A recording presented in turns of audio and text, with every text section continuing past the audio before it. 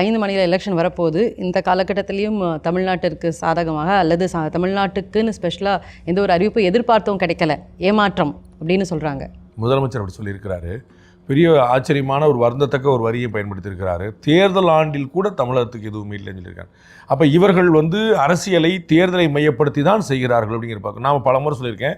பாஜகவுக்கு தேர்தல் ஆண்டுன்னு ஒரு தனி ஆண்டு கிடையாது. 365 நாளும் எல்லா ஆண்டுகளும் எல்லா மாதமும் வாரமும் அவங்களுக்கு தேர்தல் தான். அவங்க எப்பயுமே அப்படி தான் செயல்படுவாங்க.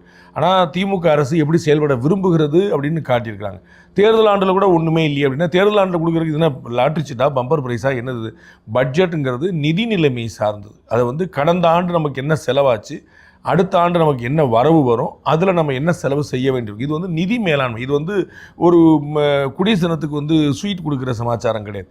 அப்போ நமக்கு என்ன இருக்குது, என்ன செலவு செய்யணும், அந்த கணக்கு, எவ்வளோ செலவு செய்யணும், எதை நோக்கி செலவு செய்யணும், இப்படி நம்ம ஒரு உள்கட்டமைப்பில் இந்தியா இதற்கு முன்னாடி பார்த்திராத வகையில் 75 வருஷத்தில் பார்த்திராத வகையில் லாஸ்ட் 11 இயர்ஸில் நம்ம பார்க்குறோம். உள்கட்டமைப்புகளில் இருக்கக்கூடிய முதல் கண்கூடாக பார்க்குறோம். உள்கட்டமைப்பில் என்ன முதலீடு இருக்குன்னு யார்ட்டையும் கேட்க வேண்டியதில்லை. நீங்கள் ரோட்டில் இறங்கி பார்த்தீங்கன்னா ரோடு எப்படி இருக்குங்கிறது தெரியும்.